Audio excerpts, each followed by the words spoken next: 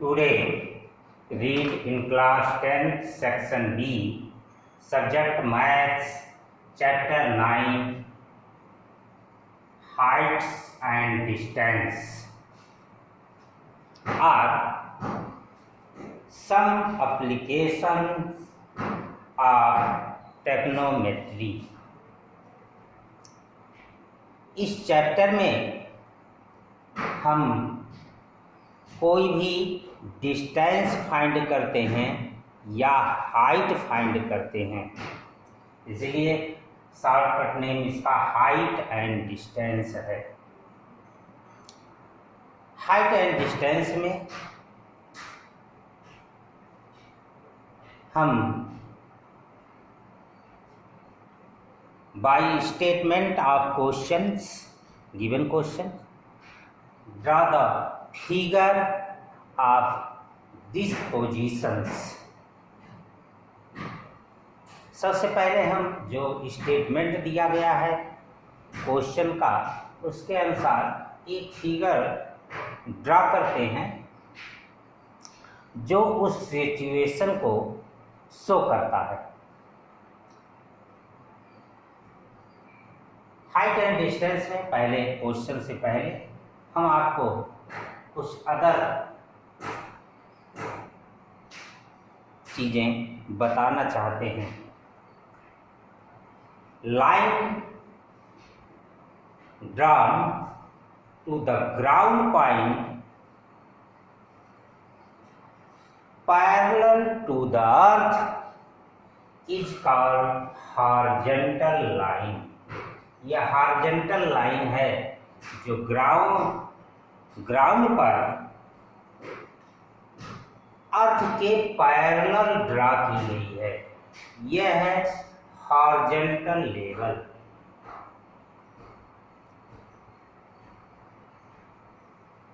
Line drawn to perpendicular on the ground is called vertical line. वह vertical line होती है जो ground पर परपेंडिकुलर हो, उसे वर्टिकल लाइन कहते हैं। तो यह है वर्टिकल लाइन ये भी, और जो हॉरिजॉन्टल लाइन है वो ये है।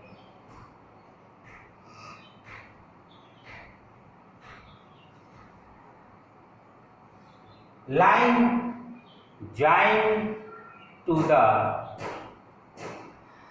आई,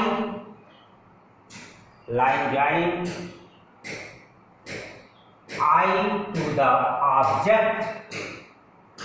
अगर ऑब्जेक्ट अप पर है तो, लेकिन line join to the eye to object is called line of sight. ये लाइन ऑफ साइट कही जाती है। हॉरिजॉन्टल लाइन को क्षैतिज रेखा कहते हैं और इसे वर्टिकल लाइन को ऊर्ध्वाधर रेखा कहते हैं। लाइन ऑफ साइट जो है वह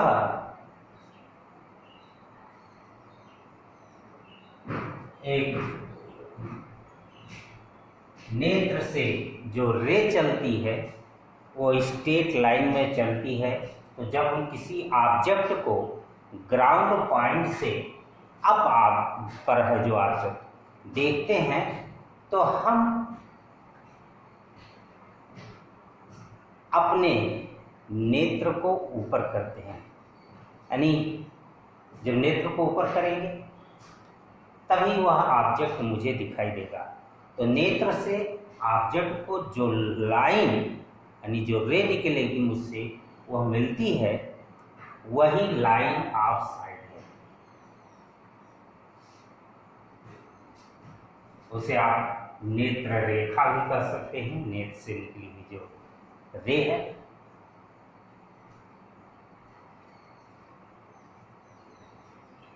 in ground point draw the angle horizontal and line of sight is called elevation angle। जो ऑब्जेक्ट को देखने के लिए लाइन ऑफ साइट बनती है हॉरिजॉन्टल पर से या हॉरिजॉन्टल से कर सकते हैं आप, वह जितना कोण बनाती है हॉरिजॉन्टल से लाइन ऑफ साइट वही इलिवेशन एंगल है। और इसका जो हिंदी नाम है वह उससे बात अधिक क्लियर होती है। इसे कहते हैं इलिवेशन एंगल को उन्नयन कोण। यानी नयन को कोई ऑब्जेक्ट अगर अप पर है तो उसे देखने के लिए नयन को हमें ऊपर करना पड़ता है, नेत्र को ऊपर करना पड़ता है। कहाँ से? हॉरिजॉन्टल से। हॉरिजॉन्टल से हमें नेत्र को अप करना पड़ता है देखने के लिए, क्योंकि हमारा जो आई साइट है वह हॉरिजॉन्टल के पैरेलल माना जाता है। तो जब हम हॉरिजॉन्टल के पैरेलल माना जाएगा और उसे हम ऊपर करेंगे तो जितना हॉरिजॉन्टल से ऊपर करते हैं तो वह एक लाइन ऑफ साइट बनती है ऑब्जेक्ट को देखने के लिए। तो लाइन ऑफ साइट और हॉरिजॉन्टल लाइन के बीच का जो एंगल है वह उन्नयन कोण या एंगल ऑफ एलिवेशन कहा जाता है। इसी तरीके से जब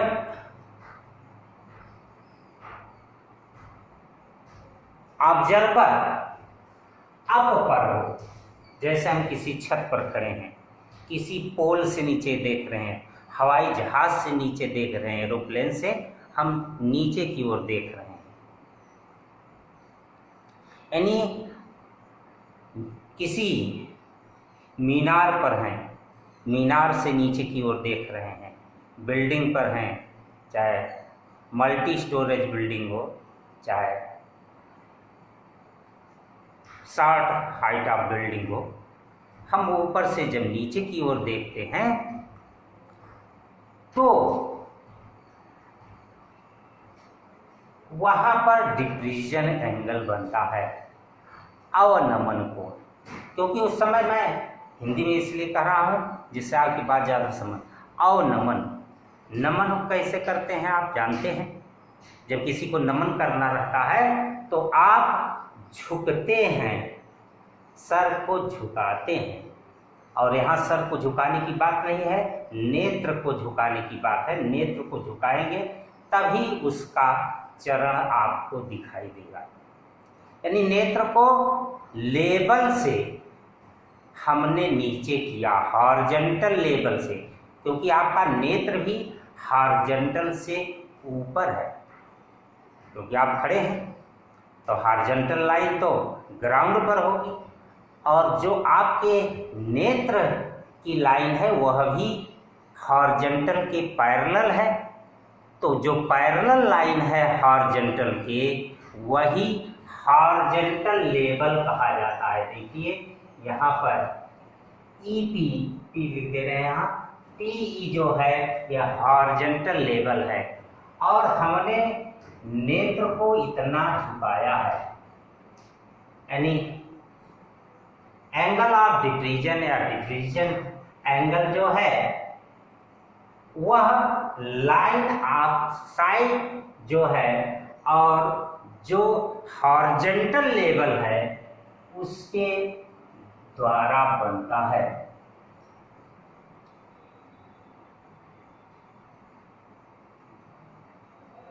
तो हम नेत्र को नीचे झुकाते हैं। कितना झुकाया? ये मेरी नेत्र की साइड थी, इस नेत्र को झुका करके यहाँ लाया। अब लाइन ऑफ साइट यहाँ से बन रही है, आई रे की, आँख की जो रे है, तो जितना झुकाया यही डिप्रीजन एंगल है। लेकिन तब ये ऐसा करते हैं जब ऑब्जेक्ट नीचे हो और ऑब्जर्वर मीन्स आँख मेरी, आई, यह ऊपर हो, तब हम ऊपर से नीचे की ओर देखना होता है। तो जो आई साइट है उसे हम नीचे करते हैं हॉरिजॉन्टल लेवल से, वही लाइन ऑफ साइट और हॉरिजॉन्टल लेवल जो है उसके बीच का एंगल डिक्रीजन कहा जाता है। अब मैं एक फिगर और आपको बताता हूं। जैसे आप कहीं पर हॉरिजॉन्टल ग्राउंड पॉइंट एक हॉरिजॉन्टल लाइन है ग्राउंड की, और इसी ग्राउंड पर आप कहीं पर वर्टिकल, क्योंकि जब कोई चीज़ खड़ा रहता है घूम पर तो उसे हम यहाँ पर वर्टिकल ही मानते हैं, क्योंकि आपका जो टेक्नोमेट्री है उसका बेस राइट एंगल ट्रायंगल है। तो हम ये हो गया, यहाँ पर हम खड़े हुए हैं, ये हमारी हाइट है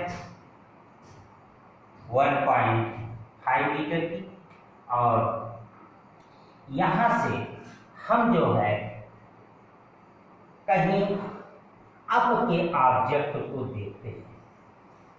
जब अब के ऑब्जेक्ट को देखते हैं तो जो एंगल ऑफ एलिवेशन है वह हॉरिजॉन्टल से नहीं बनता, क्योंकि मैं पैर से नहीं देखता हूँ, आँख से देखता हूँ। आँख जो है मेरी जो आई है वही ऑब्जर्व करती है। तो ऑब्जर्वेशन पॉइंट मेरा अप पर है 1.5 meter from the ground point, और यहां से जब हम देखते हैं ऑब्जेक्ट को, ऑब्जेक्ट है ऊपर, यह है ऑब्जेक्ट,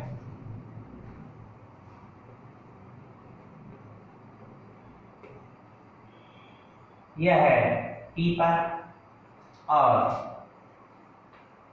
मेरी हाइट है AB = 1.5 मीटर, और यह है वर्टिकल पोल जो खड़ा हुआ है, और इसी के टॉप को हम अपने नेत्र के द्वारा यहाँ खड़े होकर के ग्राउंड पॉइंट पर हम देखते हैं। तो हमारी जो लाइन ऑफ साइट है वो ये बनेगी,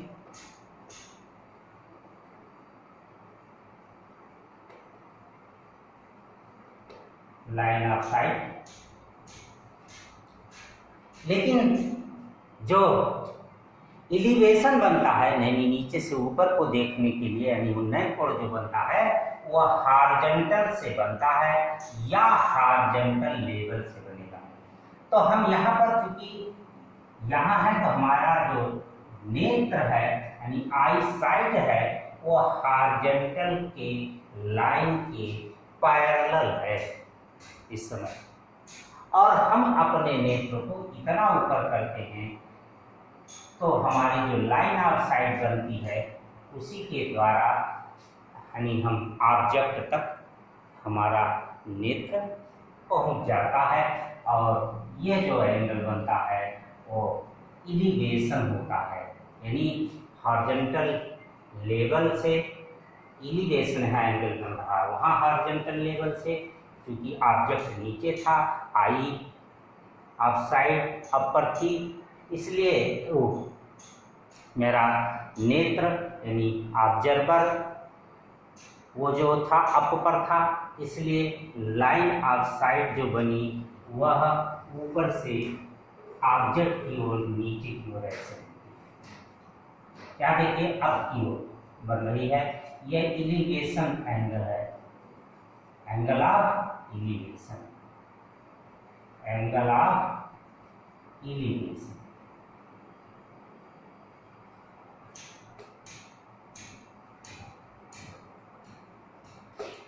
यानी जो भी लाइन ड्रा की जाएगी पैरेलल टू हॉरिजॉन्टल लाइन वह सभी हॉरिजॉन्टल लेवल कहे जाएंगे, चाहे वो डिक्रीजन एंगल हो चाहे एंगल ऑफ एलिवेशन हो। लेकिन हम ग्राउंड से, हमारा जो ऑब्जर्वर है वो ग्राउंड से अप पर है और उससे भी अप पॉइंट को ऑब्जर्व करता है, तो angle of elevation line horizontal level से बनेगा, ये हॉरिजॉन्टल लेवल बन जाएगा।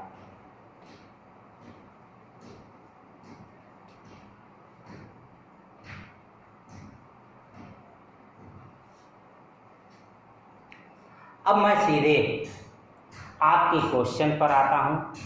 अभी हमने बताया कि सबसे पहले हमें जो क्वेश्चन में स्टेटमेंट दिया गया है उस स्टेटमेंट के अकॉर्डिंग एक सिचुएशन फिगर ड्रा करते हैं। तो क्वेश्चन पर आते हैं। पहले शुरू में तो कुछ इजी क्वेश्चन दिए गए हैं आपके यहाँ, उसे आप देखिए। फिर हार्ड क्वेश्चन भी आगे हैं काफी। A circus artist is climbing a 20 metre long rope. एक सर्कस वाला जो है आर्टिस्ट जो है वह एक रस्सी को जो 20 मीटर लंबी है उसको जोड़ता है कहाँ से कहाँ, which is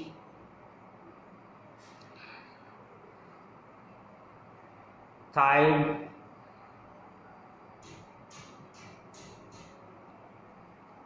stretched and tied from the top of a vertical pole to the ground.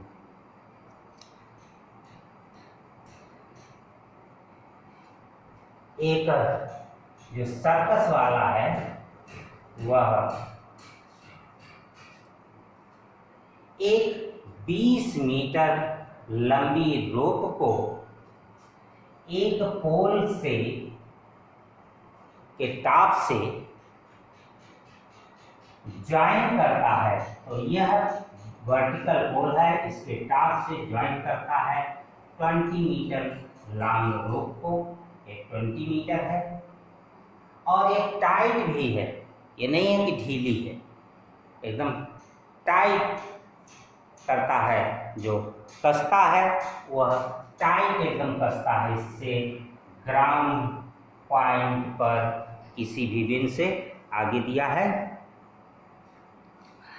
Top of the vertical pole to the ground, भूमि से। तो ये भूमि का बिंदु है, ground point. Find the height of the pole if the angle made by the rope with the ground level is 30 degree. हमें height find करनी है पोल की, और वो कह रहा है कि जो रोप है वो हॉरिजॉन्टल जो लेवल है या हॉरिजॉन्टल लाइन जो है उससे 30 डिग्री एंगल मेक करता है। तो सबसे पहले हम पॉइंट क्लिक करते हैं इसके वर्टेक्स, राइट एंगल ट्रायंगल के वर्टेक्स पर ABC, और इसे सॉल्व करते हैं। 1 मार्क्स क्वेश्चन होते हैं, इसलिए इसमें जो स्टेटमेंट मुझे लिखना रहता है वह नहीं लिखते हैं। लेकिन 1 मार्क्स क्वेश्चन में अगर आप स्टेटमेंट लिखने लग जाएंगे तो समय ज़्यादा लगेगा। बस इतना केवल आप लिख सकते हैं। ये पोल है और दूसरा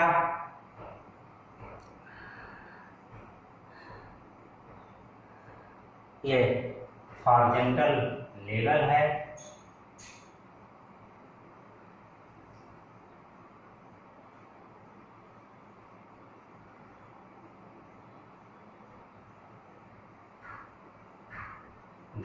ग्राउंड पॉइंट ए है, 30 डिग्री रोप बना रहा है। इससे सीधे लिखते हैं इन ट्रायंगल ABC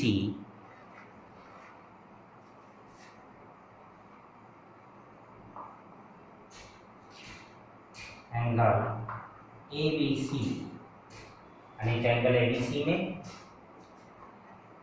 हमें चूंकि पोल की हाइट निकालनी है और मुझे पोल जो है ये वर्टिकल लाइन है, ये हॉरिजॉन्टल है और ये हाइपोटेनियस है इसका, तो हाइपोटेनियस पता है और पोल जो कि वर्टिकल लाइन है वो मुझे फाइंड करनी है। तो अब मुझे देखना होगा कि इस एंगल ए के लिए, एक्यूट एंगल है, क्योंकि एक्यूट एंगल की ही वैल्यू हम फाइंड करते हैं ट्रिग्नोमेट्री से, चाहे उसी की फाइंड करना हो चाहे एक ही फाइंड करना हो, यहाँ यही एक्यूट एंगल है। तो यहाँ एंगल ए गिवन एंगल है, इसलिए हम ए के माध्यम से ही इस साइड यानी हाइपोटेनियस और वर्टिकल लाइन जो है उसके बीच का रेशियो देखते हैं क्या होता है। इसके बीच का रेशियो होता है साइन का या फिर कोसेक का, तो हम लेकिन साइन का रेशियो अप्लाई करते हैं, साइन कॉस टैन, यही तीनों रेशियो ज़्यादातर अप्लाई होते हैं। अदर में कहीं कभार कॉट कोसेक यूज कर लेते हैं। तीन triangle ABC sine A is equal to BC upon AC, क्योंकि आप जानते हैं साइन जो होता है वो जो हाइट है यानी जो वर्टिकल लाइन है अपॉन हॉरिजॉन्टल लाइन होता है, वर्टिकल और हॉरिजॉन्टल लाइन का रेशियो होता है। अब साइन ए में ए एंगल हमको पता है, implied that sine 30 is equal to BC, BC जो कि पोल है हमको पता नहीं है, अननोन वैल्यू है, इसे फाइंड करनी है मुझे, लेकिन AC जो कि हॉरिजॉन्टल लाइन है हमको पता है। अब यहीं पर मुझे आवश्यकता है जो कुछ एंगल्स की वैल्यू दी गई है एक चार्ट में पीछे, इसीलिए मैंने जब वो चैप्टर का एक्सरसाइज आपको बताया था, चैप्टर 8 का सेकंड एक्सरसाइज, तो 8.2, तो उसमें बताया था कि आप इस चार्ट की वैल्यू को लर्न कर लें जिससे आपको वैल्यू रखने में समस्या ना हो। तो यहाँ साइन 30 की वैल्यू रखनी है, तो साइन 30 की वैल्यू होती है 1/2 is equal to BC upon 20, cross multiply करें तो हो जाएगा BC two BC is equal to 20 और BC is equal to 20/2 is equal to 10। अब आंसर देते हैं। Then height of a pole is 20 meter, नहीं 10 मीटर, जो हाइट ऑफ पोल है वो 10 मीटर का है, क्योंकि 20 मीटर इसका। इसी तरीके से अदर क्वेश्चन बड़े छोटे छोटे दिए गए हैं इसमें, क्वेश्चन 4 तक। तो मैं आपको एक क्वेश्चन 1 था, अब क्वेश्चन सेकंड बताते हैं हम आपको। क्वेश्चन सेकंड में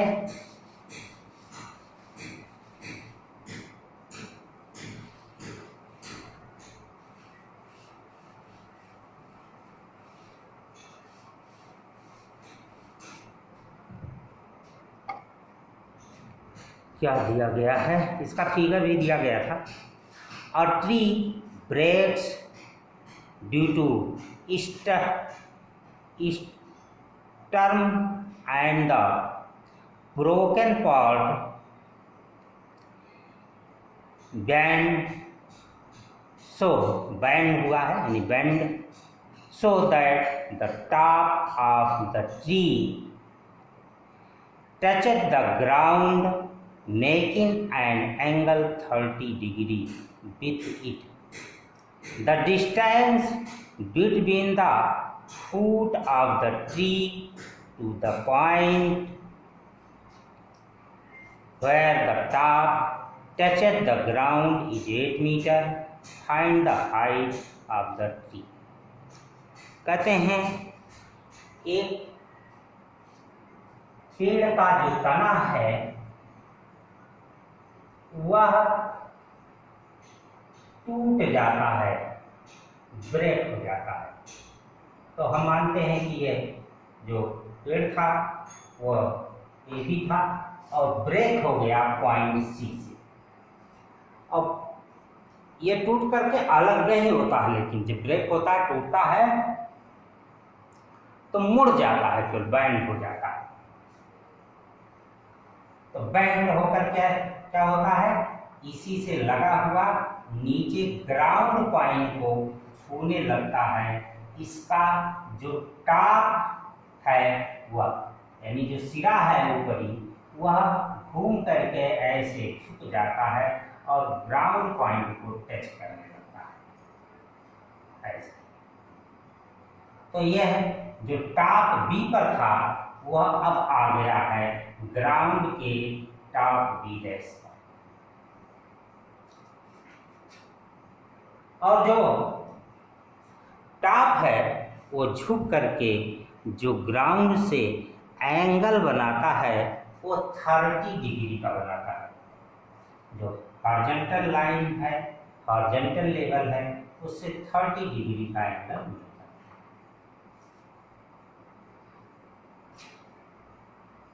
कहते हैं the distance between the foot of the tree to the point where the top touches the ground is 8 metre.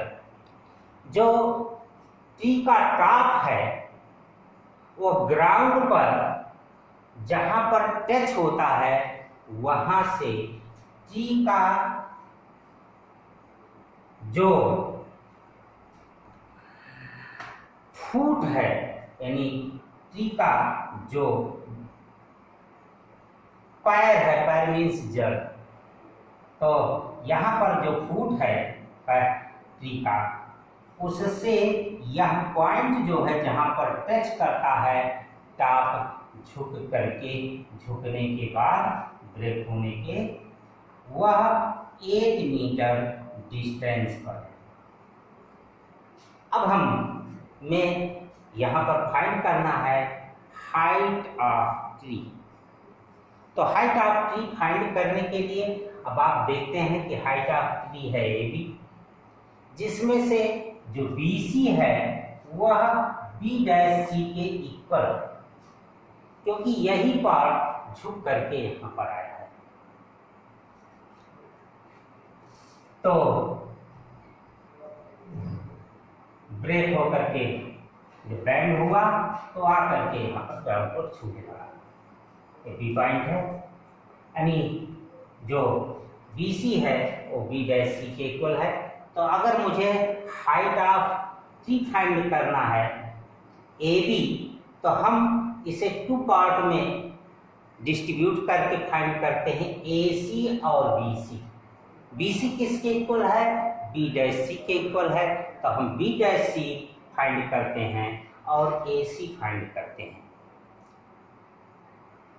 तो बी डैश सी फाइंड करने के लिए यहाँ पर जो राइट ट्रायंगल बन रहा है ए बी डैश सी, इसका बेस हमको पता है और फाइंड करना है क्या, राइट ट्रायंगल का हाइपोटेनियस।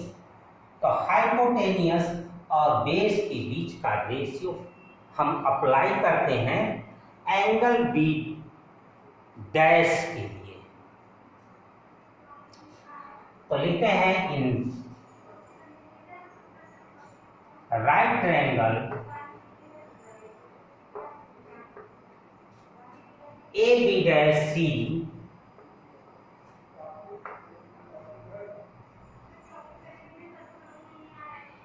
cos 30 या cos b dash equal to base upon hypotenuse होता है A B dash upon B dash C. और cos b डैश एंगल है 30, तो लिखते हैं cos 30 implies that is equal to A B dash पर 8 मीटर दिया है डिस्टेंस, टेक करते हैं, बी डैश सी हमें फाइंड करना है, बी डैश सी फाइंड कर लें। cos 30 की वैल्यू होती है √3/2। तो √3/2 equal to 8/b dash C, cross multiply करते हैं तो आता है √3b dash C equal to 16, या √b dash C equal to 16/√3।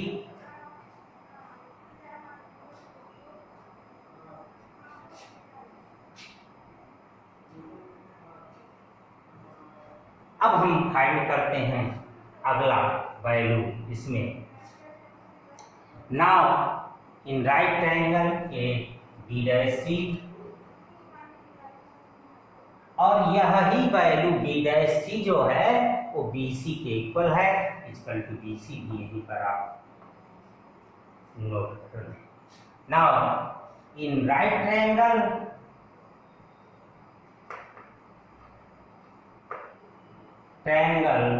A B dash C,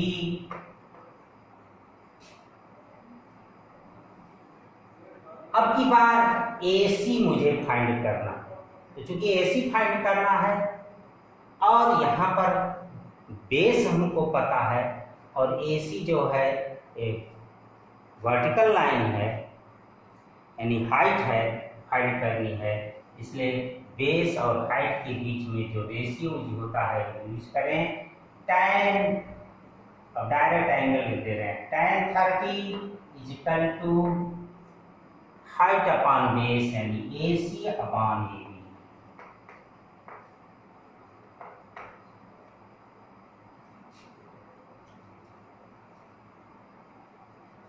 figure जरा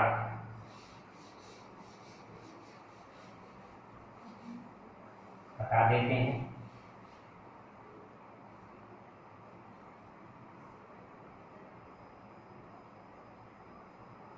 ए बी डैश tan 30 की वैल्यू 1/√3 होती है, 1/√3 इक्वल टू AC अपॉन 8। अब आ गया AC equal to cross multiply करने पर 8/√3।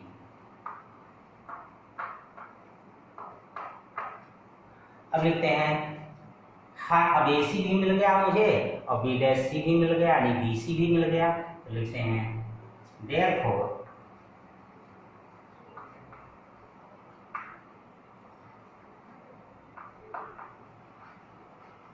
height of tree